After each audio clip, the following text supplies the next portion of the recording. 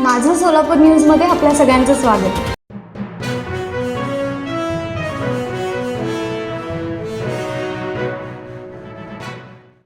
पंढरपुरातील एका गाडी चालकाला तुळजापुरात काही अज्ञात लोकांनी अमानुषपणे मारहाण करून लुटल्याचा धक्कादायक प्रकार समोर आला आहे.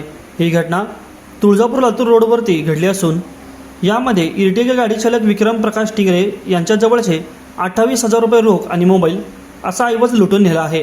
प्रकाश टिंगरे पंढरपूरहून सोलापूरला भाडे घेऊन गेले होते. याच दरम्यान त्यांना तुळजापूरहून एक फोन आला. तुळजापूरहून लातूरला जायचं आहे, येऊ शकता का? चालक टिंगरेंनी भाड्याच्या आशेपोटी होकार दिला.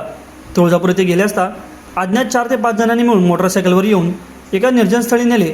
त्या ठिकाणी त्यांना अमानुषपणे मारहाण करून रोख रक्कम 28,000 रुपये व मोबाईल काढून घेतला. मारहाणीचा सुमारे 4 तास हा थरार सुरू होता. टिंगरे यांच्या पाठीवर व तसेच मारहाणीचे वरण उपटले असून अनेक ठिकाणी जखमा देखील झाल्या आहेत. जीवाच्या आकांताने टिंगरे यांनी चोरांच्या तावडीतून कशीबशी सुटका करून आपला जीव वाचवला.